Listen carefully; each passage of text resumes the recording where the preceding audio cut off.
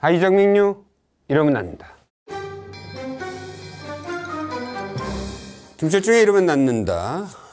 오늘은 하지정맥류를 수배했습니다. 하지정맥류에서 얘기를 나눠줄 분은 건국대병원 영상학과 박상우 교수 모셨습니다. 박 교수는 하지정맥류 관련해서 내세울 게 뭐죠? 일단은 제가 하지정맥류 치료, 그러니까 수술 아니고 시술로만 20년이 넘었고요. 그래요? 중학교 때부터 했어요? 제가 동안이죠. 그렇다 치고. 예, 또 이제 우리나라에 제일 처음 시술한 게 제가 있습니다. 이용해서 국내에서 제가 제일 처음. 진짜? 아주 역사적인 사건이네. 그렇죠. 2016년 SCI 논문 주저자로는 아마 제가 국내에서 제일 많을 겁니다. 하지정맥류에서는 제일 많이 논문을 썼다고요? 예. 그렇게 안 생기셨는데. 깜짝 놀라죠. 그래서 사람들이. 훌륭하십니다. 본인이 정맥류 환자였잖아요. 맞습니다. 그래요. 이거 어떻게 하셨습니까? 본인 시술도 받았죠? 제가 시술 받았습니다. 제 동료 의사가. 이런 의사가 없어. 자기가 치료하는 병을 자기가 앓고 자기가 치료. 제 동료 의사도 또 하지정맥류가 있어서 그 친구는 저한테 치료를 받고. 도대체 하지정맥류가 뭐죠? 하지정맥류라는 거는 보통 한 3mm에서 4mm 정도 이상 되는 푸릇푸릇한 혈관이 튀어나오면서 구불구불해지는 모양. 뱀처럼? 예. 그래서 그걸 이제 하지정맥류라고 하거든요. 근데 이제 그렇게 튀어나오지 않고도 정맥류라고 저희가 진단을 할 때가 있긴 합니다. 그건 어떤 경우? 정맥류 없는 정맥류라고 제가 얘기를 합니다. 붕어 없는 붕어빵처럼 정맥류 없는 칼 없는 칼국수 이런 거네. 그렇죠. 그거를 이제 먼저 설명을 드리자 보면 하지정맥류의 이제 원론적인 얘기를 잠깐 드려야 됩니다. 하지정맥류는 병명이 아닙니다. 뭐예요 그러면? 여러분 모르셨죠? 하지정맥류는 질환명이 아닙니다. 병명도 아니고요. 그럼 뭐예요? 하지정맥류는 임상 증상 중에 하나입니다. 실제 병명은 정맥부전입니다. 정맥부전. 정맥이 기능을 하는 의학적인 진단명은 정맥부전. 그래서 오래됐으니 만성. 그래서 만성 정맥부전이 실질적인 병명이고 그 중에 나타나는 증상이나 이제 임상 양상 중에 하나가 바로 하지정맥류가 되는 거예요. 그래요? 물론 이 하지정맥류가 가장 흔하게 나타나고 눈에 잘 띄고 그러다 보니 사람들이 야, 너 하지정맥 있다 이렇게 하다 보니까 마치 하지정맥류가 이 만성 정맥부전이라는 말을 대신하게 된 거죠. 데일밴드네. 그렇죠. 실제로 그러다 보니 만성 정맥부전은 있는데 하지정맥류가 없는 분들이 있어요. 그러니까 만성 정맥부전을 가지고 있는데 재밌네. 이분은 임상 증상이 하지정맥류로 나타나는 게 아니라 밤에 쥐가 납니다. 주무시다가 막 떼굴떼굴 그러니까 그 양반들은 튀어나온 게 없는 거예요? 튀어나온 게 없어요. 이거 환장하는 거죠. 나는 도대체 뭐냐. 근데 병원에서 당신은 하지정맥류입니다. 그러면 무슨 소리냐. 나는 튀어나온 거 하나도 없고 매끈한. 그때 설명을 해드립니다. 이게 하지정맥류는 사실은 이게 병명이 아니고 여차저차해서 하지정맥류. 그러면 이게 상당히 충격적인 얘기인데 그러면 이 사람은 왜 밤에 떼굴떼굴 구르는 거예요? 이제 정맥 고혈압, 그러니까 정맥 부전 때문에 발생하는 증상인데 정체가 되는 거예요? 그렇죠. 주무시다 보면 아무래도 감각이 예민해지니까 더 쥐가 이제 잘 나는 거죠. 그러면 예를 들어서 우리가 다리 꼬고 앉았을 때 하지의 혈류가 막 정체돼서 다리 엄청 저리듯이 그런 증상인 거예요? 그런 저림도 있고 이제 쥐가 나는 것처럼. 제가 느꼈던 증상은 브레이크 같은 걸 세게 밟으려고 쭉 뻗기만 해도 쥐가 날 정도로 근데 상당히 심했거든요. 치료하고 나서 사라졌어요? 없어졌습니다. 지금은 전혀 없습니다. 또 흔히 나타나는 것 중에 하나가 다리가 붓는 거.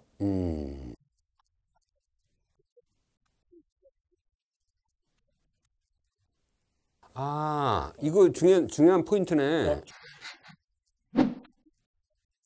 오른쪽 다리, 왼쪽 다리. 그래서 상관없어요? 네, 상관없습니다. 오케이. 그런 한쪽 다리만 붓거나 저리거나 압통증이 있고 자다가 불편해서 깨거나 이럴 때는 튀어나오지 않은 하지정맥류로. 근데 그거 일반인들이 알 수가 없겠다. 초음파를 해봐야 될 것 같은데. 그래서 제가 밥 먹고 사는 겁니다. 병원을 오셔야 되기 때문에. 꼭 건대병원 가야 되는 거 아니죠? 가까운 병원에 가셔도 되는데 결국은 치료는 저한테 받으시는 거예요. 진단은 어디서 하셔도 상관은 없습니다. 마케팅 잘하네. 그러면 그 초음파로 어떤 소견이 보이는 거예요? 이게 초음파라는 검사법이 참 간단하고 안전하고 그런 검사법인데 재밌는 게 우리가 하는 모든 검사 방법, 엑스레이, MRI, CT 이런 검사, 영상의학적 검사 통틀어서 유일하게 방향을 알려주는 검사입니다. 아, 피가 이 피가 흐르니까 이쪽으로 가고 있는지를 알려주는 유일한 검사 방법. CT나 MRI는 혈관에 피가 가고 있다라는 건 알려줘요. 아, 근데 그러네. 얘가 이쪽으로 가고 있는지 뒤로 가고 있는지를 알려주. 아, 그러면 이게 네. 심장 방향으로 피가 흘러야 되는데. 그렇죠. 상식적인 얘기. 그렇지, 예, 상식. 정맥이니까 몰상식하게 밑으로 가면 안 되는 거네. 그렇죠. 상식적으로 피가 심장으로 가야 되는데 몰상식하게 발끝 쪽으로 가면 거꾸로. 예. 밀려서 내려가는 거야. 그렇죠. 아. 예, 그렇게 되면 이제 그거는 우리가- 초음파로 확인할 수가 있는 거죠. 예, 역류라고 하죠. 아. 정맥 혈류의 역류. 이 역류가 발생을 하면 우리가 근데 하지정맥류가 그 정도면 이 정맥이 좀 튀어나올 것 같은데. 근데 이제 정맥이라는 게 근막에 이렇게 쌓여 있는 경우가 있거든요. 그래서 근막이 좀 튼실하고 그러신 분들은 이게 또 금방 늘어나지 않고요. 종국에는 늘어나겠죠. 근데 이제 그거를 알아챘을 시점 당시에 정맥이 실제로는 거의 안 튀어나오시는 분들이 꽤 있습니다. 아, 그러면 하지 정맥이 튀어나온 사람은 이미 그 단계를 벗어난 건가요? 아니면 사람마다 좀 다른 그 건가요? 사람마다 좀 다른 거죠. 예. 근데 이제 일반적으로 정맥류가 튀어나와 있는데 부종이 있고 색깔이 변하고 궤양이 생기는 단계가 있거든요. 그 단계로 갈수록 치료가 어려워지고 그러기 때문에 조금 심하다고 우리가 보기. 그렇다면 정리하면은 이 하지 정맥류라는 거는 질병의 핵심은 역류. 역류고 어떤 사람은 하지 정맥류가 튀어나오지 않고도 역류가 심한 사람이 있는 반면에 어떤 사람은 역류는 약해도 하지 정맥이 툭 튀어나온 사람도 있다. 아, 그래서 튀어나온 걸로 판단하면 안 된다. 맞습니다. 그런데 그런 이제 좀 약간 중차대하고 거창한 증상 말고도 나 오래 서 있었더니 뭐 종아리가 터질 것 같아요. 저녁 때 굉장히 힘드신 분들 있잖아요. 이런 분들 같은 경우에도 어떤 분은 별 이상이 없는데 정말 진짜 오래 서 있는 것 자체만으로 그러신 분들도 있고 또는 정말 오래 서 있었던 것도 있지만 워낙에 이분은 기본적으로 정맥에 이상이 있는 분들도 있습니다. 그러면 이게 핵심은 정맥 부전이라고 그랬잖아요. 만성 정맥 부전이라고 했잖아요. 그럼 왜 상지는 없어? 상지 정맥류도 있죠. 있으려면. 있는데 이제 상지 정맥류 같은 경우는 사실은 하지 정맥류처럼 이제 모든 우리 그 피 중력을 다 견뎌내야 되는 기관이 아니잖아요. 팔을 뭐 올리기도 하고.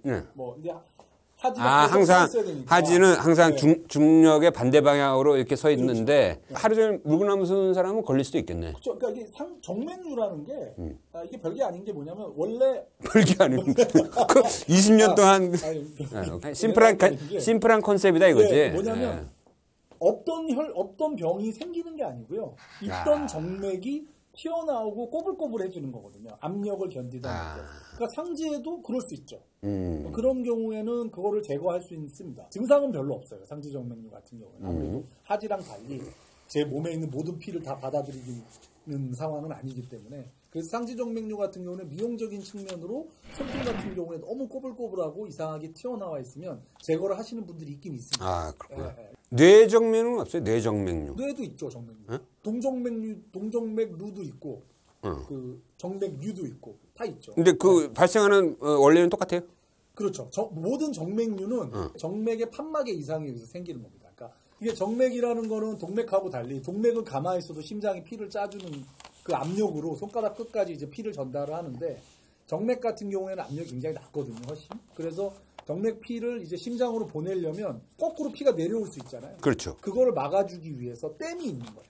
그 댐이 이제 판막이 되는 거예요. 그래서 거꾸로 내려오려고 그러면 그 댐이 닫히면서 피의 역류를 막아주는데 그 판막이 고장이 나거나 또는 판막은 정상인데 정맥 벽이 흐물흐물 넓어져가지고 허당이라 그러죠, 이렇게 이게 두 개가 이렇게 댐 수문이 닫혀야 되는데 이게 수문이 이게 안 맞는 겁니다. 이빨이 안 맞는 거죠. 그러면 이제 피가 일로 새는 거죠. 그런 두 가지 원인입니다. 판막이 고장이 나거나 아니면 판막은 정상인데 정맥벽이 너무 크고 흐물흐물해서. 여자 같은 경우 빈도가 좀 높거든요. 여자 같은 경우에는 3명에서 5명 중에 1명. 남자 같은 경우에는 한 7명에서 9명 중에 1명. 여자가 더 많다. 예. 근데 그런 것도 있을 거예요. 여자들은 이제 이게 하지 정맥류가 있으면은 조금이라도 있으면은 좀 신경 쓰니까 또 치마 입고 다니고 이럴 때 좀 보이니까 병원에 많이 찾아가서 진단을 많이 받는 게 아닌가 싶기도 하고. 그런 것도 뭐 포함이 될 수 있고요. 그렇지만 실제로 과학적으로도 그 원인적인 측면에서 봤을 때도 여자가 조금 많을 수밖에 없습니다. 과학을 어떻게 믿어? 후쿠시마고. 자, 그렇다면 여자한테 왜 많은 거죠? 남자보다? 여성 호르몬, 에스트로겐, 프로제스테론이라고 하는 여성 호르몬이 이제 근력. 맞아, 이런 말이 나와야 돼. 예. 그래서 근력에 영향을 주면서 이제 혈관 확장. 영향을 미쳐가지고 여자들은 상대적으로 이 정맥이 좀 이렇게 약간 흐물흐물하다 이렇게 볼 수 있는 거다. 그래서 영향을 튀어나올 수도 있다. 그렇기도 하고 또 임신 같은 경우에도 이제 정맥에 악영향을 미치죠. 이제 복부에 이제 커다란 아이가 있으면서 압박을 하게 되니 밑에서 올라오는 혈류를 방해하니까 정맥 순환 자체에 영향을 미치게 됩니다. 그래서 좋지 않은 영향을 미치기 때문에 정맥류가 더 잘 생긴다고 볼 수 있죠. 그럼 고령자들은 왜 그러는 거예요?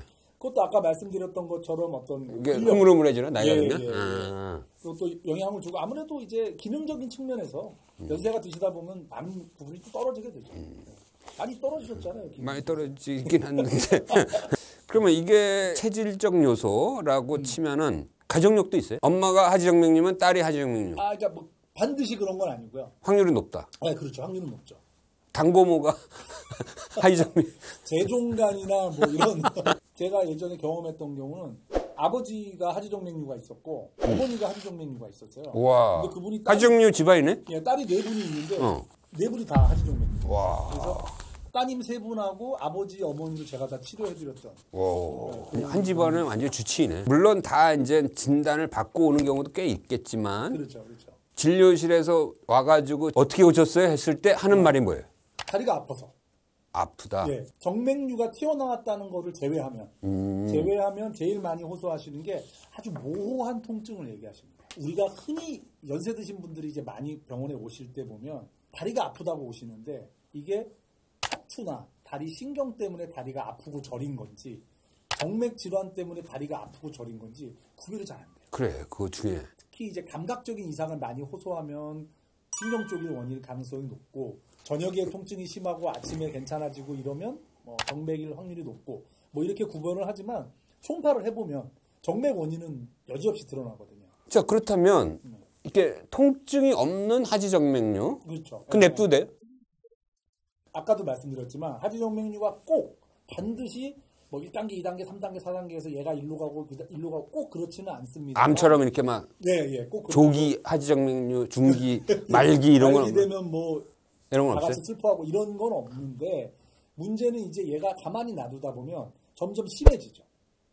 정맥은 더 튀어나오게 되고 점점 심하게 되면 다리가 붓고 색소 침착이 되면서 색깔이 변하고 종국에는 궤양이 생깁니다. 궤양은 위에만 생기는 게 아니라 피부 살점이 이제 떨어져 나가는 궤양이 생기게 되는데 궤양이 생기면 치료하기가 굉장히 어려워져요.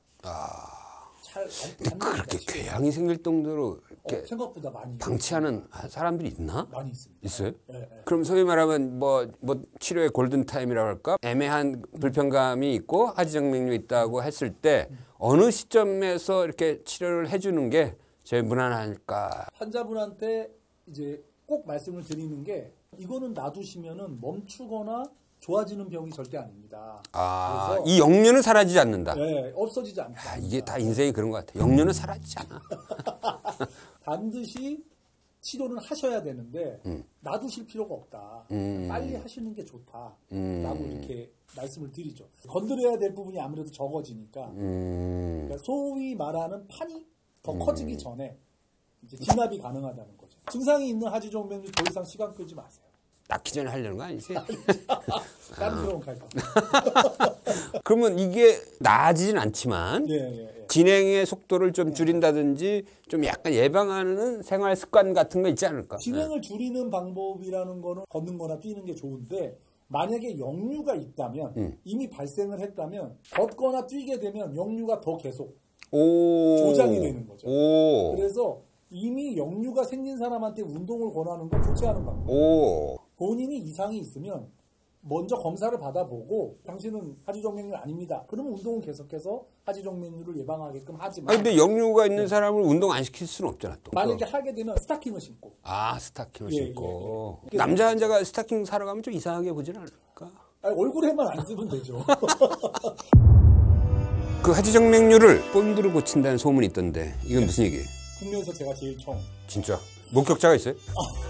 다른 사람들을 제가 오케이. 대동해서 시연을 했었습니다. 그러니까 정맥이 역류가 돼서 내려오는 그 길목을 차단하는 거죠. 아, 이 밑에를 하는 게 아니고 네.